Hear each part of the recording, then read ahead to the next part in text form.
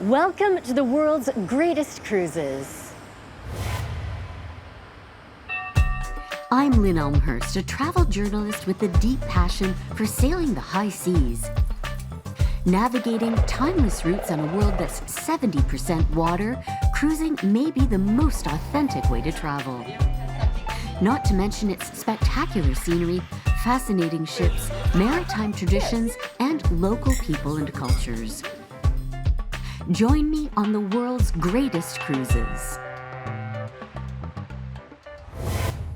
World's Greatest Cruises is made possible in part by the Journey community of travel advisors, local business owners with experience cruising and planning cruises. More information at journey.com/cruise.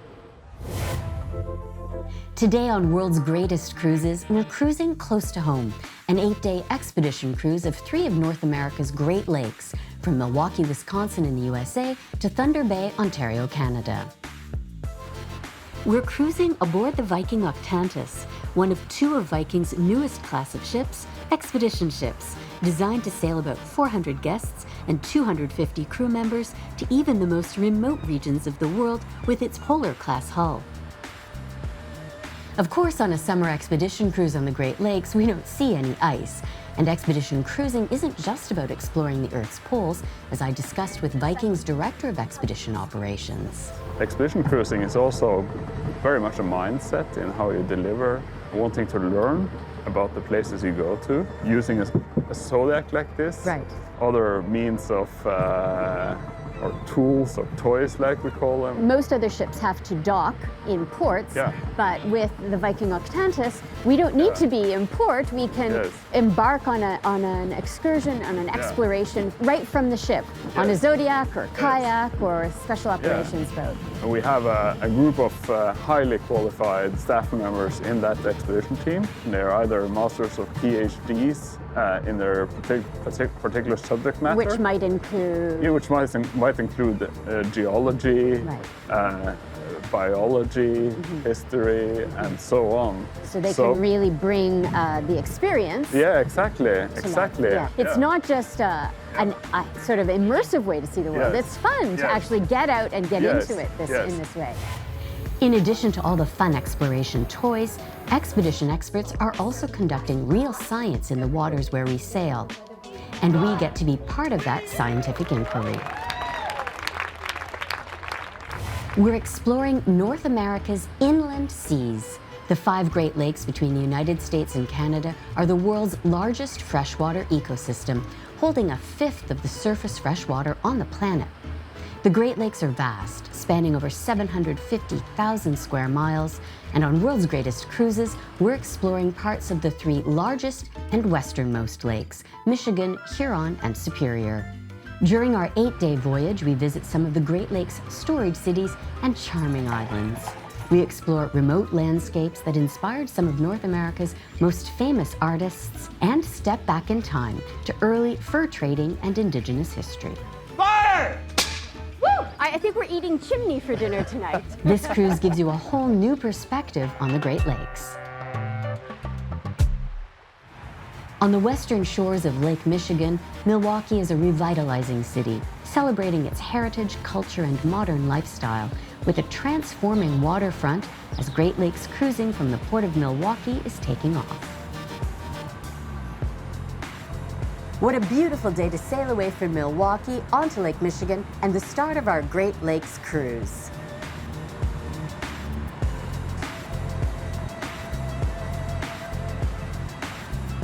Viking's 2 expedition ships, the Viking Polaris and the Viking Octantis, are both sailing in the Great Lakes this summer. It's so exciting when sister ships get to meet in port.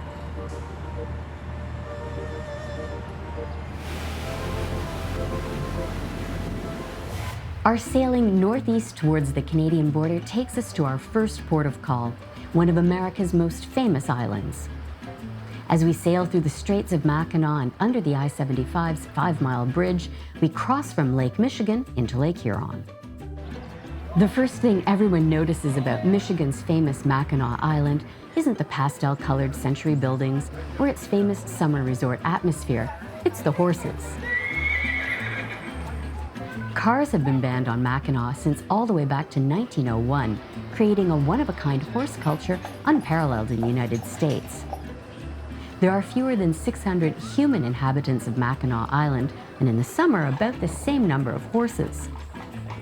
We take a horse-drawn carriage tour of the postcard-perfect island, whose fort, dating from the 1700s, paints a picture of early North American history, as the island between two Great Lakes evolved from strategic stronghold to summer playground, where the who's who of wealthy Midwestern families built famously picturesque homes facing the lake breezes. Today, the entire island's a National Historic Landmark, and the single most famous building is the Grand Hotel, whose in-house historian shared its secrets as we stood on the longest porch in the world. Bob, we knew we were Mackinac Island because we saw the hotel. What a landmark. You can see this hotel from sea, and it lights up the island, doesn't it? Nothing else would look quite right than this 660-foot long porch with 210 rocking chairs out here. You've counted them all? I've counted every one of them. There's a lot of things you can do on Mackinac Island, but the best thing to do is take time, get on island time, sit down and take in the view. You expect a museum or it to be Victorian or period. We're Dorothy Draper Carlton Barney. Dorothy Draper and Company believed in bright, fun, splashy colors, never represent a single period in time, be best of a bunch of periods. I have antiques from the 1600s all the way up to present. Colors you would never put together. We don't decorate a room, we gift wrap every room. 400 rooms, every single room is different. It's the uniqueness of the place. It's not one thing, it's everything. But to take a boat to a little town that time forgot, to get off a 160-year-old dock, an antique carriage to come to a 135-year-old hotel, and the whole horse culture is part of it. It's really like we've almost sailed back in time. Coming to this hotel, it makes you feel like there is still a sense of occasion in the world, that you dress up for things, that there's special places and special moments that are worth slowing down for. Sure. Yes, sure. so we're going to have tea here this afternoon. Oh, lovely. Sit down, have some sherry. Most importantly, turn off your cell phone and enjoy the moment. It will not even leave my bag, I promise. Well, I broke that promise, didn't I? But it's impossible to resist capturing the exuberance of the colors and the occasion of afternoon tea, surrounded by generations of memories of summer on the lake.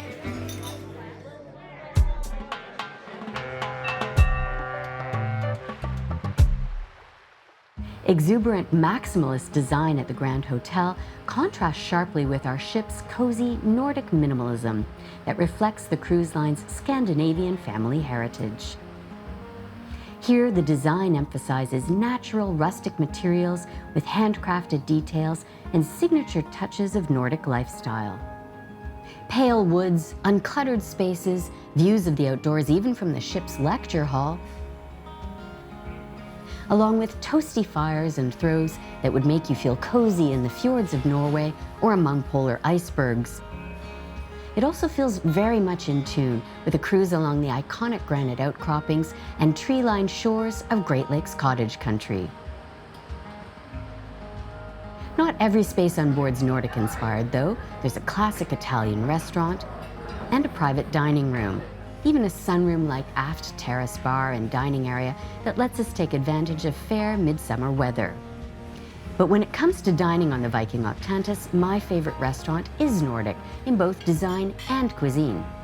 Mamsen's is named after Viking Cruises' Hagen family matriarch, evoking homey Norwegian hospitality, fresh Scandinavian cuisine, including the closely guarded family secret waffle recipe. Every grandma's secret ingredient, love.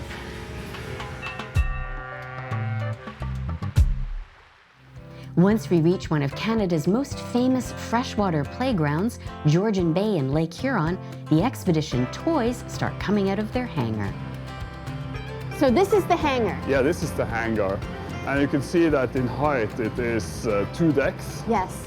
Here we're standing on the special operations boat that is again standing on a hydraulic slipway. Right. So that's how you can launch it into the water. Yes, exactly.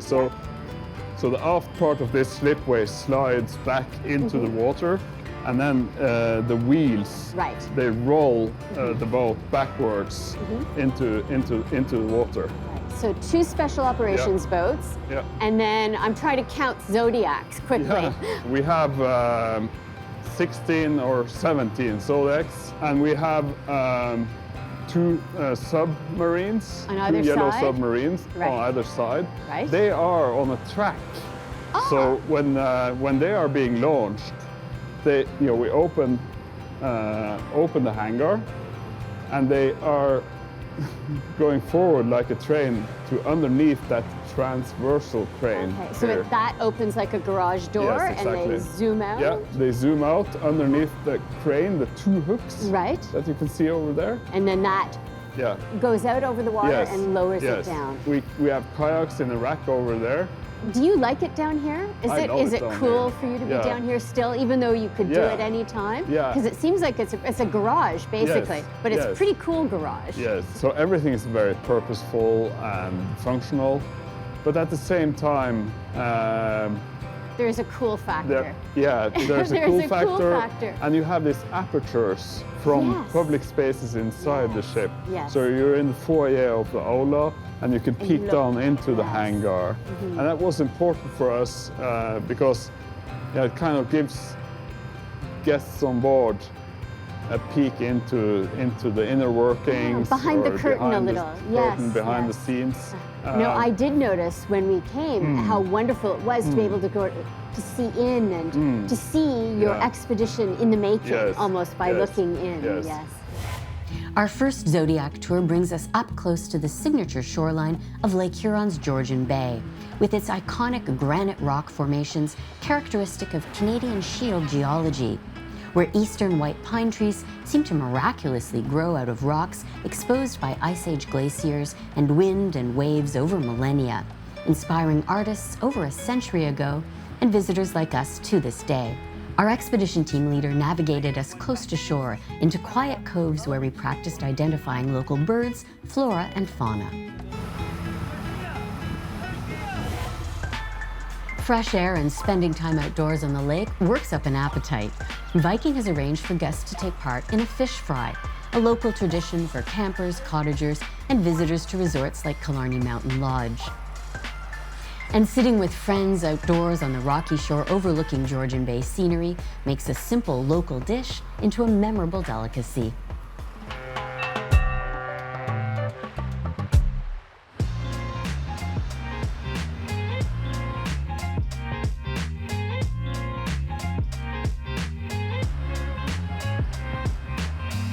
On this expedition cruise, we don't just explore above water. Onboard submersibles mean we can literally be immersed in the waters around the ship. Jewelry off, life jacket on, and no shoes. You have to put on these nice soft booties so we don't scratch up the submarine.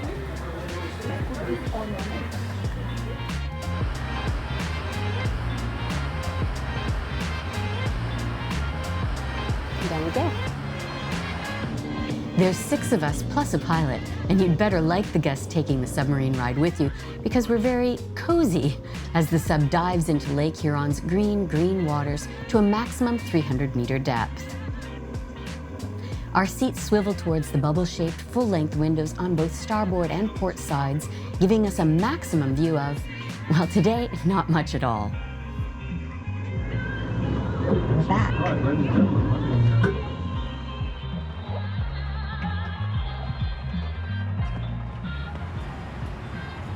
So we didn't see much today, not even a whitefish we might have for our lunch, but it's a really great experience just to be in a submarine. From green depths to top speeds, Viking Octantis special operations boats, which they also call SOBs, are straight out of an action movie. They really are made to get military operatives around. For expedition cruise guests on the Viking Octantis, they allow a dozen of us at a time to explore faster and farther away from the ship. Our excursion brings us to more distant waters around Lake Huron's Manitoulin Island, the largest lake island in the world, so large, over 1,000 square miles, that it actually has over 100 lakes of its own, a marine setting unique in the world.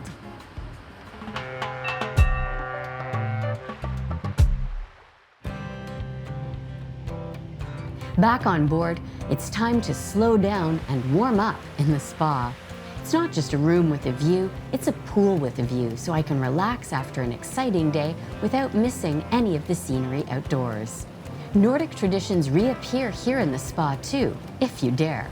They tell me for the full Scandinavian experience, you start in the badestam. Then you go to the snow grotto. They say the snow grotto is the easy one. It's like February in here. Followed by the sauna. And finally, the bucket shower. The cameraman said that the bucket shower wasn't so bad, right? Yeah, it's no big deal, just do it. Okay, here we go. 3, 2, 1.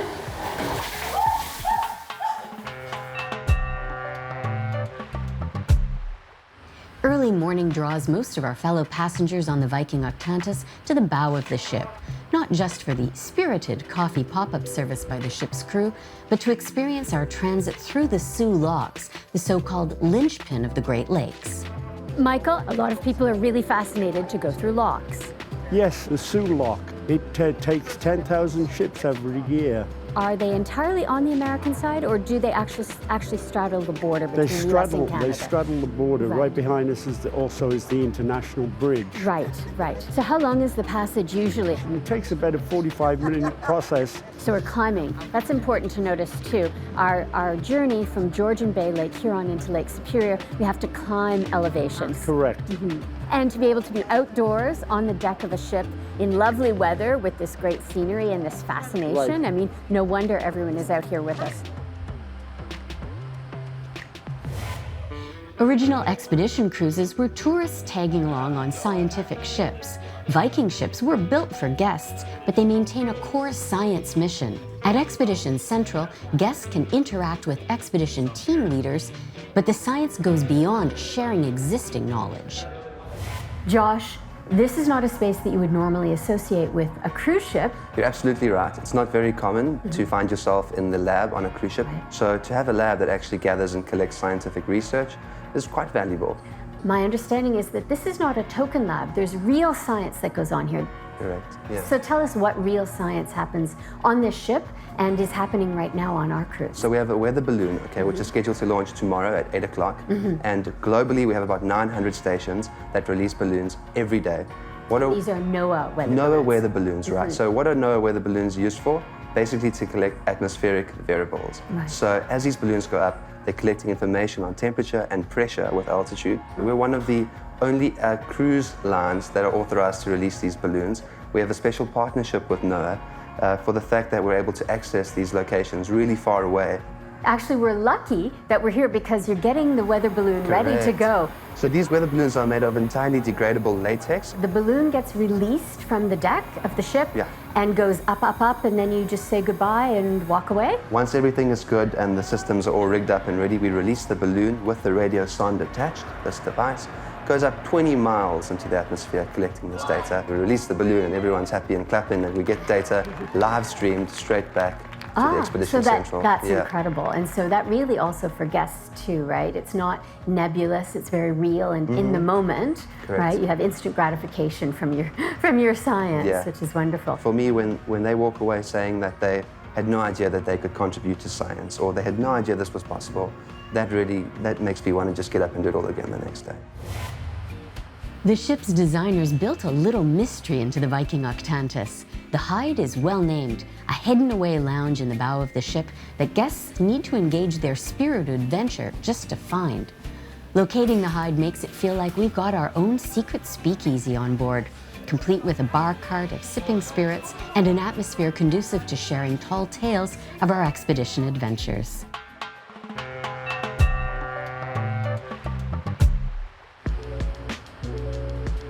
Our final expedition excursion gives us the opportunity to get closest to the surface of the water and really become part of this Great Lakes landscape. I can't imagine a more beautiful day to be out right on top of the water. Elsa is with me and we're going to do a little tour. We're in Silver Islet, which is, as you say, one of maybe the most beautiful places along our route. It is a highlight, usually, from our guests. And beautiful, clear green water and a very famous structure. Yeah, this is a very interesting rock formation. The locals call it the sea lion. But if you look at it, you don't really see a lion, do you? No, I think you're right. I think it looks more like a horse. It does look like almost like a seahorse. Can we sail right under it? We can. Kayak right under yeah, it? Yeah, we can. You'd never know this area used to be a big silver mine. It's returned to nature in the most spectacular way. But there's something very special, I think, about kayaking. The kayak, I think, is very peaceful, right? Everything has an engine and is quite loud.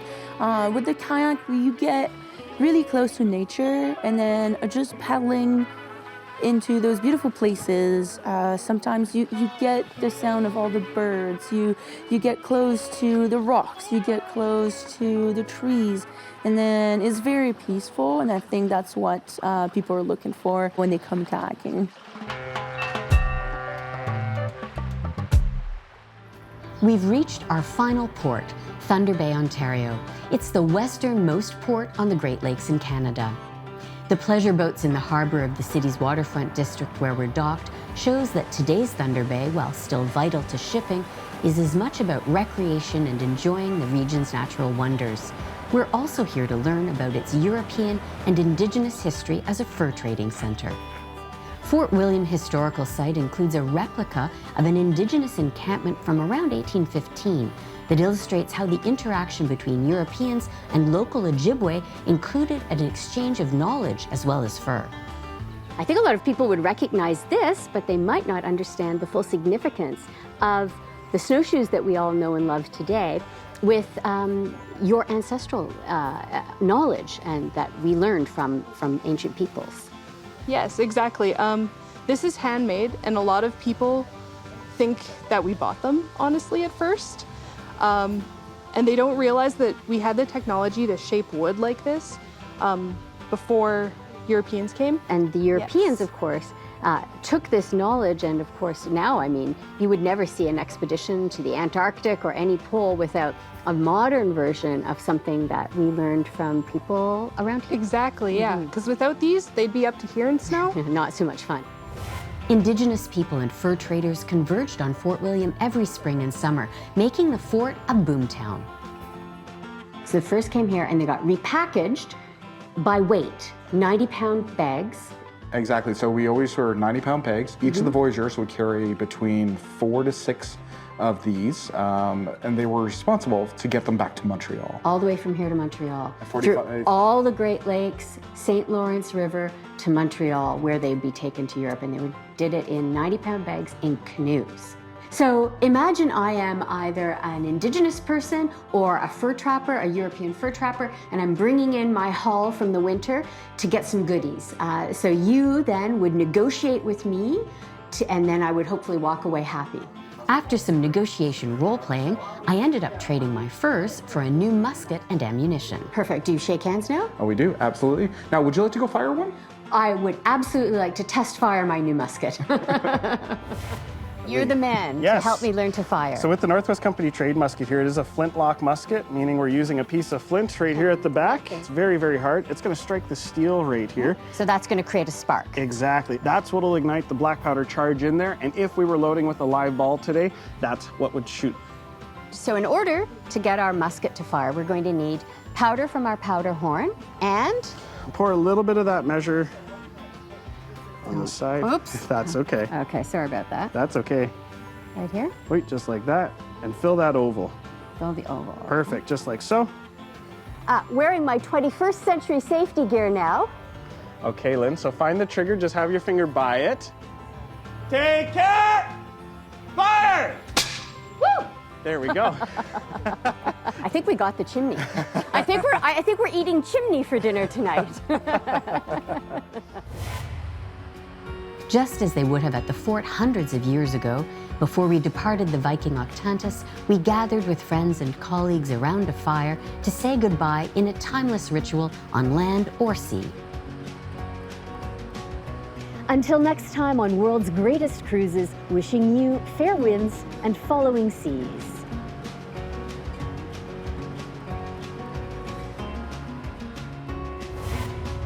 More information about World's Greatest Cruises and the ship and ports of call featured in today's program on our website, at www.worldsgreatestcruises.com.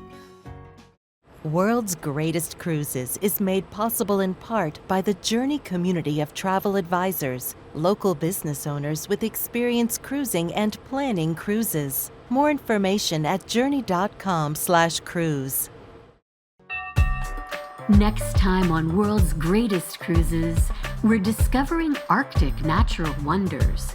Greenland with its majestic fjords and uncharted waters that the ship's crew maps in real time, and Iceland's volcanoes and geysers,